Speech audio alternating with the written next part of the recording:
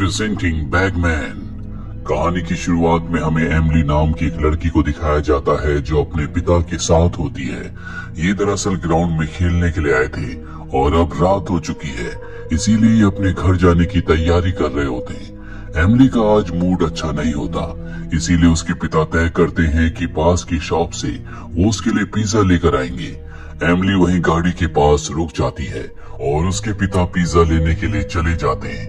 काफी वक्त बीत जाता है लेकिन एमिली के पिता वापस नहीं आते और अब जहां पर एमिली खड़ी होती है उसके ऊपर की लाइट जलना बुझना शुरू हो जाती है, जिससे एमिली डर जाती है। वो भागकर उस शॉप के अंदर जाती है जहां पर उसके पिता गए थे। वो देखती है कि उसके पिता जमीन पर लेटे हुए हैं, वो पैरालाइज्ड हो चुके हैं। उसके पिता इशारे से उसे वहां से जाने के लिए कहते हैं, लेकिन इससे पहले कि वो वहां से जाती उसके पीछे एक डीमन आ जाता है जिसे बैगमैन कहा जाता है। वो एमिली को मारकर अपने बैग में भरकर वहां से निकल जाता है। कहानी यहाँ से 4 साल आगे जाती है, जहाँ पर हमें पैट्रिक नाम के एक आदमी को दिखाया जाता है जो कि इंजीनियर है। वो अपनी पत्नी और बेटे के साथ रहता है। उसने बहुत बड़े बड़े प्रोजेक्ट्स पर काम किया था, लेकिन उसकी किस्मत ने उसका साथ नहीं दिया। उसे बहुत नुकसान हुआ और अब वो बैंकक्रप्ट हो चुका है, जिस वजह से उसे अपना घर बेचना पड़ा। वो अपने परिवार के साथ अपने गांव वापस लौट गया, जहां पर उसका टिम्बर का बिजनेस है। हालांकि उसके माता पिता अब इस दुनिया में नहीं रहे, लेकिन उसके पिता का बिजनेस उसका बड़ा भाई चलाता है। वो उसी के साथ अब काम करना चाहता है। पैट्रिक अपने बड़े भाई को एक प्रोजेक्ट दिखाता और बताता है कि अगर मुझे फंडिंग मिल जाए तो हो सकता है कि मैं इस काम से, इस प्रोजेक्ट से बहुत पैसे कमा लूं। उसका भाई उसे सलाह देता है कि फिलहाल तुम्हें अपने खानदानी बिजनेस पर ध्यान देना चाहिए, जो कि बहुत बड़ा नहीं है और ना ही पैट्रिक इस काम में इंटरेस्टेड होता है। पर इस वक्त उसके पास कोई दूसरा ऑप्शन नहीं है। हर रात को उसे अजीब अजीब सी आवाजें आती हैं। आज रात को जब उसे आवाजें आती हैं तो वो उस आवाज का पीछा करते हुए बाहर जाता है, जहां झाड़ियों के पीछे उसे अजीब सा जानवर दिखता है जिसे देखकर वो डर जाता है। पैट्रिक को बचपन में कुछ ऐसा एक्सपीरियंस हुआ था जिसका डर आज तक उसके दिल में है। दरअसल जब वो छोटा था तो अपने भाई के साथ वो पास ही की माइंस में गया था, जिसे गवर्नमेंट ने हमेशा के लिए बंद कर दिया है। पैट्रिक की आदत होती है कि वो लकड़ी से खिलौने बनाता है। दरअसल ये कला उसी के पिता ने उसे सिखाई होती है और अब उसने लकड़ी से एक आउल बनाया होता है जो उसके पास है। ये दोनों भाई जब माइन के पास पहुंचते हैं तो देखते हैं कि वहां पर प्लम का एक पेड़ गिरा हुआ है, जिसकी लकड़ी बहुत सॉफ्ट होती है। पैट्रिक इस लकड़ी से खिलौने बनाना चाहता है, इसीलिए वो लकड़ी के एक टुकड़े को पेड़ से काट रहा होता है। उसका भाई उसे ऐसा करने से मना करता है, पर पैट्रिक उसकी बात नहीं सुनता। तभी माइन के अंदर से एक हाथ बाहर आता है जो उसके बाल काट कर अपने साथ ले जाता है। पैट्रिक वहीं पर गिर जाता है। उसने अजीब सी आवाज को भी सुना होता है। उसके हाथ से उसका लकड़ी का आउल भी छूट चुका है। पैट्रिक अपने आउल को वहीं पर छोड़कर अपने घर वापस आ जाता है और अपने पिता को सब कुछ बताता है कि आज माइन के बाहर क्या हुआ था। उसके पिता उसे पहाड़ की चोटी पर ले जाते हैं, जहां से वो उसे माइन दिखाते हैं और कहते हैं कि इस माइन के अंदर एक डीमन है।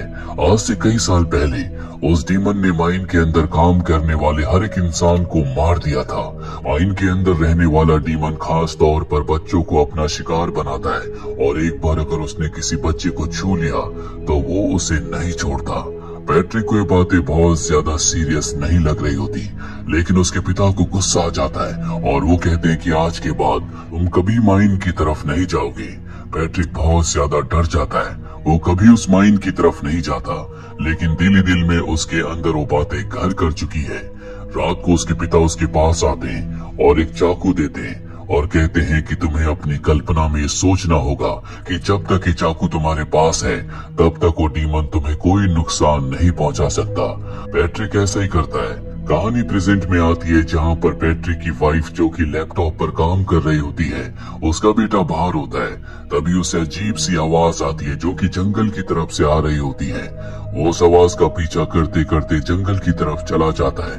पैट्रिक की वाइफ अपने बेटे को ढूंढने के लिए जंगल के अंदर जाती है। शाम को जब पैट्रिक वापस आता है तो वो उसे सारी बातें बताती है कि किस तरह से हमारा बेटा जंगल की तरफ लगातार बढ़ता चला जा रहा था। अगर वक्त रहते मैं उस तक नहीं पहुंचती तो शायद हम उसे खो देते। पैट्रिक बहुत ज्यादा परेशान हो जाता है। रात को उसे ईमेल से पता चलता है कि अपने प्रोजेक्ट के लिए जो उसने फंडिंग की डिमांड की थी उसे रिजेक्ट कर दिया गया है। पैट्रिक को बहुत गुस्सा आता है। बचपन में उसके पिता ने जो चाकू उसे दिया था वो उसे टेबल पर मारता है जिससे वो टूट जाता है। दरअसल पैट्रिक अपने करियर की वजह से बहुत ज्यादा फ्रस्ट्रेटेड है और अब वो स्क्रीन पर देखता है कि उसके बच्चे के कमरे में शायद कोई है। वो कमरे में जाता है लेकिन वहाँ पर कोई नहीं होता, पर उसे एहसास होता है कि बाहर से कोई आवाज आ रही है। वो बेसबॉल का बैट लेकर बाहर जाता है। ये आवाज जंगल की तरफ से आ रही होती है। इस आवाज को उसने बचपन में उस वक्त सुना था जब वो माइन के बाहर था और माइन के अंदर से किसी ने आकर उसके बाल काट लिए थे। पैट्रिक बहुत ज्यादा डर जाता है, इसीलिए अगली सुबह इस शेरिफ को बुलाते हैं जो पूरे घर की तलाशी करवाते हैं, लेकिन यहाँ पर कुछ भी चोरी नहीं हुआ होता। लेकिन शेरिफ को पता चलता है कि यहाँ पर कोई न कोई आया था क्योंकि खिड़की के बाहर लकड़ी के कुछ खिलौने होते हैं। वो पैट्रिक को सलाह देते हैं कि तुम्हारे घर के आसपास जितनी भी झाड़ियां हैं उन सबको तुम कटवा दो। पैट्रिक कहता है कि मैं ऐसा जरूर करूंगा।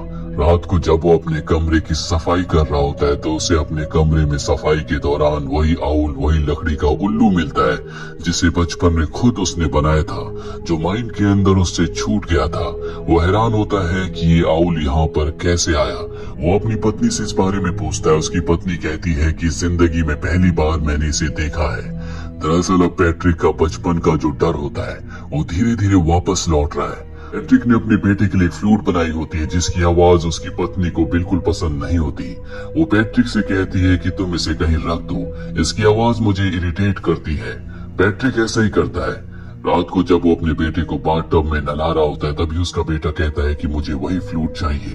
पैट्रिक उस फ्लूट को लेने के लिए नीचे आता है और ठीक उसी वक्त बैगमैन, जो बच्चों को अपने बैग के अंदर कैद करके ले जाता है, वो पैट्रिक के बेटे को लेने के लिए वॉशरूम में पहुंच जाता है। पैट्रिक को शक हो जाता है कि कुछ न कुछ गलत है। वो भागकर ऊपर जाता है जिस वजह से बैगमैन को वहां से भागना पड़ता है। पैट्रिक के बेटे की जान तो बच गई लेकिन उसकी पत्नी और वो बहुत ज्यादा डर चुके हैं। उन्हें अपने बच्चे की चिंता है, इसीलिए वो अपने बच्चे को अपने साथ सुलाते हैं। पैट्रिक को रात को नींद नहीं आ रही होती, इसीलिए वो घर से बाहर आता है जहाँ पर गार्बेज के पास उसने अपनी फ्लूट को फेंक दिया था, लेकिन अब वहाँ पर फ्लूट नहीं है। वो जब घर के अंदर जाने की कोशिश करता है तो दरवाजा अंदर से बंद होता है। वो एक छोटी सी विंडो से अंदर झांक कर देखता है जहाँ पर उसे लगता है कि ऊपर वही बैगमैन उल्टा लटका हुआ है जिसके हाथ में फ्लूट भी है। वो बहुत ज्यादा डर जाता है। वो विंडो के ग्लास तोड़कर घर के अंदर आ जाता है और उसकी पत्नी भी उठ चुकी है। हालांकि आज रात को बैगमैन आया था लेकिन उसने पैट्रिक के परिवार को नुकसान नहीं पहुंचाया। अगली सुबह एक बार फिर से शेरिफ को बुलाया जाता है। वो पूरे घर का मुआयना करते हैं और कहते हैं कि घर से कोई चीज चोरी नहीं हुई। हो सकता है कि ये किसी साइको का काम हो। 4 साल पहले ऐसा ही एक केस आया था जहां पर एक आदमी पैरालाइज हो गया था। उसका कहना था कि एक बहुत ही भयानक दिखने वाली आकृति उसकी बेटी को बैग में कैद करके अपने साथ ले गई। मुझे लगता है कि ये केस उसी से जुड़ा हुआ है, लेकिन पैट्रिक को शायद कोई सच्चाई पता है। वो अपने बड़े भाई के पास जाता है और उसे वही बचपन वाला आउल दिखाता है जो उसने बनाया था, जो कि माइन में छूट गया था। हालांकि उसके बड़े भाई को इन सब बातों पर बहुत ज्यादा विश्वास नहीं होता, पर वो अपने भाई पैट्रिक को सलाह देता है कि तुम्हें उसी साइकाइट्रिस्ट के पास जाना चाहिए जिसने बचपन में तुम्हारा इलाज किया था, जिसने तुम्हारी मदद की थी। हो सकता है कि एक बार फिर से वो तुम्हारी मदद कर सके। पैट्रिक तय करता है कि वो उसके पास जरूर जाएगा। वही पैट्रिक की पत्नी को दिखाया जाता है जो अपने बेटे को लेकर एक पार्क में गई होती है। उसका बेटा उससे कुछ दूर खेल रहा होता है। उस वक्त वो काम कर रही थी और कुछ देर के बाद उसका बेटा उसके पास आता है जो उसे एक पेपर देता है। उस पेपर को जब वो खोल कर देखती है तो उस पर एक स्केच होता है और ये स्केच और किसी का नहीं बल्कि पैट्रिक का है। उस वक्त का जब वो माइन के बाहर लकड़ी को काट रहा था। वो समझ जाती है कि उसकी बेटी की जान खतरे में है। वो एक झूले के अंदर होता है और वहाँ पर बैगमैन भी है। वो उसे अपने साथ ले जाने वाला होता है कि पैट्रिक की पत्नी वहाँ पर पहुंचकर अपने बेटे को बचा लेती है। उसे यकीन हो चुका है कि उसके बेटे की जान को खतरा है। कोई उसके बेटे को मारना चाहता है। अगले दिन वो पैट्रिक के साथ उसी साइकाइट्रिस्ट के पास जाती है जिसने बचपन में पैट्रिक का इलाज किया था। उसे भी बैगमैन की कहानियों पर विश्वास होता है। पैट्रिक ने जब से अपने पिता के दिए हुए चाकू को तोड़ा है तब से उसका जादू टूट गया और अब बैगमैन उसे और उसके बेटे को खत्म करना चाहता है। साइकाइट्रिस्ट बताती है कि बैगमैन हमेशा अच्छी आत्माओं का शिकार करता है। वो उन्हीं बच्चों को अपने साथ ले जाता है जो जिंदगी में कुछ बनना चाहते हैं। साथ ही उसके पास ऐसी शक्तियां हैं जिससे वो बड़े लोगों को पैरालाइज कर सकता है। तुम्हें कुछ दिनों के लिए अपना घर छोड़कर होटल में शिफ्ट हो जाना चाहिए। पैट्रिक उसकी बात मान जाता है। अब एक रात को इन दोनों को कहीं जाना होता है, इसीलिए पैट्रिक को उसकी आंट के पास छोड़कर निकल जाते हैं। रात को उस घर की लाइट चली जाती है जहां पर पैट्रिक का बेटा है। उसकी आंट समझ जाती है कि कुछ न कुछ गड़बड़ है। वो पैट्रिक के बेटे के पास जाती है और तभी वहां पर बैगमैन आ जाता है जो उसके ऊपर हमला करके उसे जख्मी कर देता है। पैट्रिक अपनी पत्नी के साथ जब वापस आता है तो वहां पर पुलिस की गाड़ी और एम्बुलेंस होती है जिसे देखकर वो डर जाता है, पर उसका बेटा और उसकी आंट सही सलामत होते हैं। ये सीसीटीवी कैमरे की फुटेज को भी चेक करते हैं लेकिन इसमें उन्हें कोई सबूत नहीं मिलता। दरअसल अचानक से सीसीटीवी कैमरा खराब हो गया था और जब गार्ड ऊपर चेक करने के लिए गया तो ठीक उसी वक्त बैगमैन वहां से भाग गया और पैट्रिक के बेटे की जान बच गई। शेरिफ उन्हें सलाह देता है कि तुम्हें अपने घर वापस जाना चाहिए। शेरिफ को पूरा विश्वास हो चुका है कि कोई न कोई इनके परिवार को नुकसान पहुंचाना चाहता है, इसीलिए घर के बाहर वो पहरा देते हैं। पर रात को जब उसका बेटा अपने कमरे में होता है तो बैगमैन उसे अपने बैग में कैद कर लेता है और वहां से चला जाता है। पैट्रिक उसे देख लेता है। वो उसका पीछा करते हुए जंगल में जाता है और भागते भागते उसी माइन तक पहुंच जाता है जहां बचपन में माइन के अंदर से आकर किसी ने उसके बाल काटे थे। माइन के अंदर से उसे अपने बेटे की आवाज आ रही होती है। वो अपने बेटे को बचाने के लिए माइन के अंदर चला जाता है जहां पर उसे अजीब अजीब सी चीजें दिखती है। यहाँ पर रोशनी है, बच्चों के अजीब अजीब से खिलौने हैं और तभी सामने उसे वो बैग दिख जाता है जिसके अंदर बैगमैन ने उसके बेटे को कैद किया था। उसके अंदर से उसे अपने बेटे की आवाज आ रही होती है, पर जब वो बैग को खोलता है तो उसके अंदर उसका बेटा नहीं होता बल्कि एक पुतला है। दरअसल डीमन ने यानी कि बैगमैन ने उसे अपने जाल में फंसाने के लिए पूरा का पूरा भ्रम पैदा किया था और अब पैट्रिक उसके जाल में फंस चुका है। पैट्रिक को उसके बेटे की फ्लूट दिखाता है जिसका मतलब ये है कि उसके बेटे की फ्लूट अब खो चुकी है और अगला शिकार उसका बेटा ही होगा। वो उस डीमन को बैगमैन को रोकने की कोशिश करता है लेकिन ये कोई इंसान नहीं है। पैट्रिक चाहकर भी उसे नहीं रोक सकता और अब वो पैट्रिक की हड्डियों को तोड़कर अपने बैग में उसे बंद कर देता है। एक काम वो पैट्रिक के बचपन में करना चाहता था लेकिन पैट्रिक बच गया था, पर अब उसने अपना काम पूरा कर लिया है।